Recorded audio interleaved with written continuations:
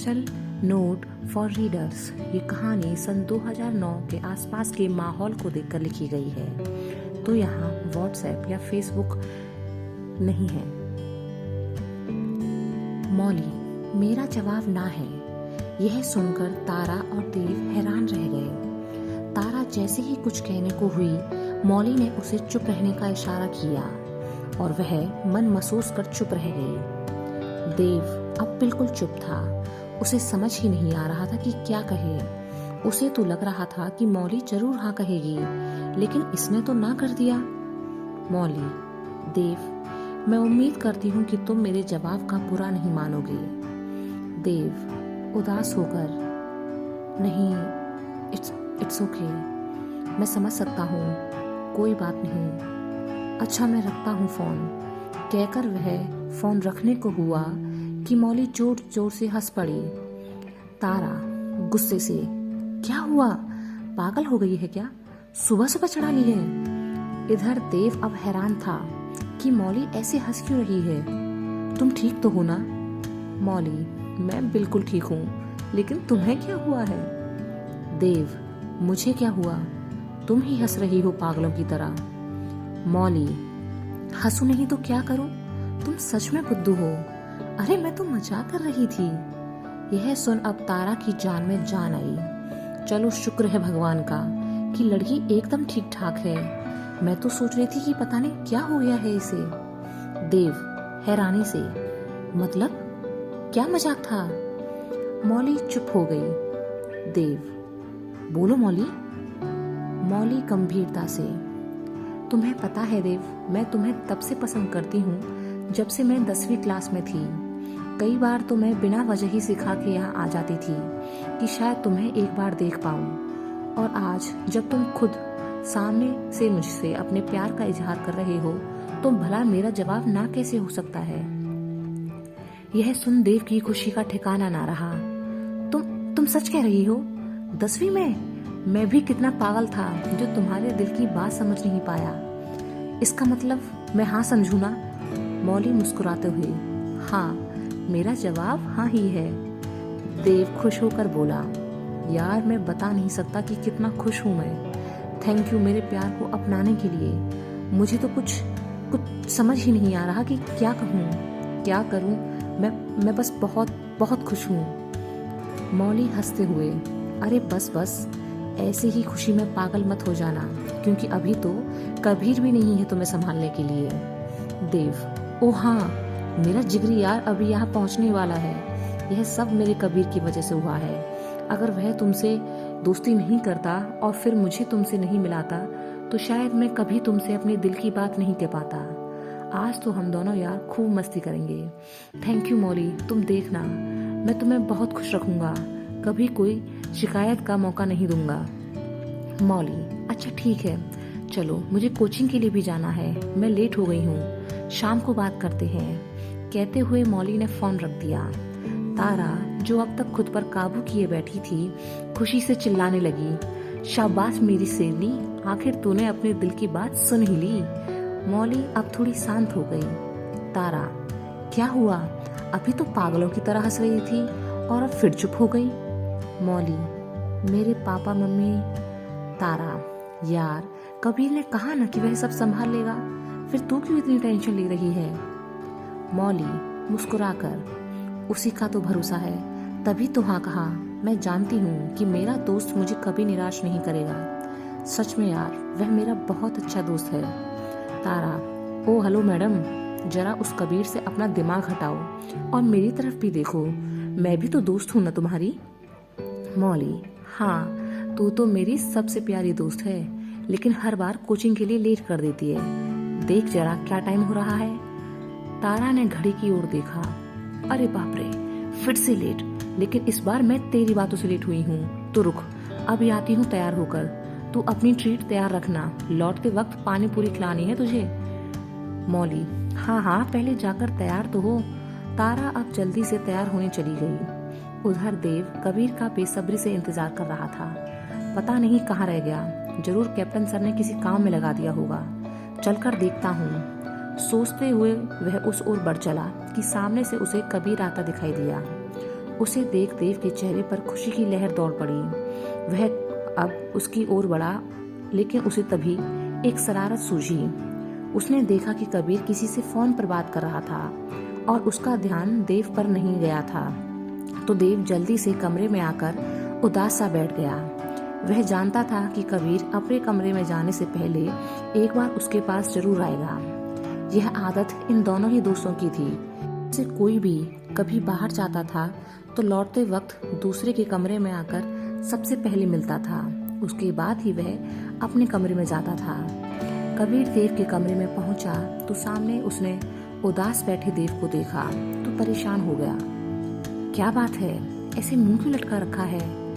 देव: नहीं, कुछ नहीं, पर तू बता, तेरा काम हुआ? कबीर: हाँ, मेरा काम तो हो गया, लेकिन कुछ हुआ है क्या? किसी ने कुछ कहा तुझसे? देव: नहीं। कबीर: किसी से झगड़ा हुआ? देव: नहीं यार। कबीर: कैप्टन सर ने डांटा? देव: अरे नहीं यार। कबीर: मौली से बात हुई? देव: हाँ, उसने मना कर दिया। कबीर यह सुनकर हैरान रह गया। मना कर दिया? ऐसा कैसे हो सकता है? पर मुझे तो लगता था कि वह तुझे पसंद करती है। देव: तुझे कैसे पता? कबीर: यार, उसकी बातों से लगता था, लेकिन ऐसे कैसे? रुक, मैं बात करता हूँ उससे, कहकर उसने अपनी जेब से फोन निकाला कि देव ने उसके हाथ से उसे ले लिया और हंसने लगा। इसकी कोई जरूरत नहीं है, लड़की मान गई है। कबीर: लेकिन अभी तो तूने? देव: वह तो मैं बस थोड़ी सजा दे रहा था तुझे, क्योंकि तूने आने में 1 घंटे की देरी जो कर दी। कबीर हंस पड़ा। तूने तो जान ही निकाल दी थी मेरी। वह सिन्हा सर मिल गए थे तो बस उनके साथ था। अब तू यह बता कि क्या कहा मौली ने? देव: तुझे विश्वास नहीं होगा जो उसने कहा। कबीर: ऐसा भी क्या कह दिया उसने? देव: उसने मुझे बताया कि वह 10वीं क्लास से ही मुझे पसंद करती है। आज मुझे मेरी मौली मिल गई। सच में मैं बहुत खुश हूँ। कबीर एक पल को तो 10वीं क्लास वाली बात सुन हैरान रह गया, फिर हंसते हुए बोला, अब तो पार्टी करेंगे सारी रात, मेरे यार को उसका प्यार जो मिल गया है। कहते हुए उसने देव को गले से लगा लिया। देव: भगवान की कृपा ऐसे ही मुझ पर बनी रहे और तू हमेशा मेरे साथ रहे। कहते हुए वह कबीर से अलग हुआ। कबीर: तू टेंशन ना ले, सभी हमेशा साथ रहेंगे। देव: अब देख, भगवान ने कितना कुछ दिया है मुझे, अच्छा परिवार, भाई से भी बढ़कर दोस्त, देश की सेवा और अब मौली भी। ये सब सच ही है ना? कबीर: सब सच है मेरे भाई। देव: बस एक कमी है, वह भी पूरी हो जाए तो जिंदगी में किसी चीज की कोई शिकायत नहीं रहेगी। उसके बाद तो मैं हंसते हंसते मर जाऊं तो भी गम नहीं। कबीर: पागल, अरे अभी तो मौली ने हाँ कहा है, उसके साथ घूम फिर, समझ उसे, शादी भी तो करनी है, लेकिन तू तो यहाँ मरने की बात कर रहा है। मरेंगे हमारे दुश्मन। देव हंस दिया। सही कहा, अभी तो दूर तक जाना है। कबीर: अच्छा चल, मैं फ्रेश होकर आता हूँ जल्दी से, सर के साथ मीटिंग है 1 घंटे में, याद है ना? देव: जी बिल्कुल याद है सर। कबीर हंस दिया। चलता हूँ। कबीर अब अपने कमरे से बाहर निकल गया। मौली और तारा कोचिंग के बाद पानी पूरी की पार्टी कर वापस पीजी लौटी। तारा: यार मजा आ गया कसम से, क्या स्वाद था। मैं तो बहुत खुश हूँ कि तुझे तेरा प्यार मिल गया, लेकिन अब तो तेरे पास हमारे लिए टाइम ही नहीं रहेगा। जब तुम पहले ही इतनी देर बातें किया करते थे, फिर अब तो तुम गर्लफ्रेंड बॉयफ्रेंड बन गए हो, फिर तुम्हारे पास तो किसी और के लिए जरा सी भी फुर्सत नहीं रहेगी। मौली मुस्कुरा दी। मैं ऋतु नहीं हूँ जो प्यार के चक्कर में अपने दोस्तों को भूल जाऊं। तारा: चल देखते हैं क्या होता है। मौली: अच्छा ऐसी बात है? तारा: हाँ ऐसी ही बात है। तारा अब एकदम से चुप हो गई। मौली: क्या हुआ? तारा: नहीं, ऐसे ही एक सवाल है दिमाग में। मौली: क्या? तारा: सोच रही हूँ कि कभी ऐसा हो कि तुझे दोस्ती और प्यार में से किसी एक को चुनना पड़े तो क्या चुनेगी? मौली: पागल है क्या, ऐसा सवाल आया ही क्यों तेरे मन में? प्यार और दोस्ती दोनों ही अपनी जगह हैं, इनमें से एक का भी ना होना मेरी जिंदगी को अधूरा कर देगा। मैं तो भगवान से हमेशा यही प्रार्थना करूंगी कि कभी ऐसी नौबत ही ना आए जहां मुझे मेरे प्यार और दोस्ती में से किसी एक को चुनना पड़े। तारा हंसते हुए, अरे बस इतना ज्यादा सीरियस मत हो, मैं तो मजाक कर रही थी। मौली, चल मैं थोड़ा पढ़ लेती हूँ, वरना देव का फोन आ गया तो वो भी नहीं हो पाएगी। कहते हुए वह पढ़ने बैठ गई। तारा, हाँ हाँ पढ़ ले, 2 हफ्ते बाद प्री एग्जाम है, पापा का सपना भी तो पूरा करना है। उधर देव और कबीर कैप्टन सर के पास गए तो पता चला कि दोनों की आज रात की पेट्रोलिंग ड्यूटी है। दोनों वापस देव के कमरे में आए। देव, यार अब कैसे बात करूंगा मौली से, यहाँ तो नाइट शिफ्ट हो गई। कबीर, मेरे पास एक प्लान है जो मैंने पहले ही सोच लिया था। देव हैरानी से, क्या? कबीर, अरे वह है ना अपना राठी, प्यार का मसीहा, उसे कहूंगा कि प्यार का मामला है तो बस वह तैयार हो जाएगा तेरी ड्यूटी करने को। तू वहां हमारे पास आराम से बैठना और बातें करना, मैं और राठी पेट्रोलिंग कर लेंगे। देव, हाँ ये सही रहेगा। कबीर, मैं थोड़ा आराम कर लूं, रात भर जागना भी तो है। कहते हुए वह कमरे से बाहर की ओर चला कि उसे कुछ याद आया। वह वापस मुड़ा और बोला, देव तू कह रहा था ना कि एक कमी और बाकी है, क्या है वह? देव यह सुनकर हंसने लगा। कबीर, हंस क्यों रहा है? देव ने कबीर के पास आकर उसके कंधे पर हाथ रखा और बोला, मुझे तो मेरी जूलियट मिल गई, बस मेरे इस यार की जिंदगी में भी कोई आ जाए जिससे मेरे दोस्त को भी सच्ची मोहब्बत हो जाए, फिर हम दोनों भाइयों की जिंदगी सेट हो जाएगी। कबीर यह सुनकर जोरों से हंस पड़ा। देव, अब तू क्यों हंसा? कोई पहले ही मिल चुकी है क्या?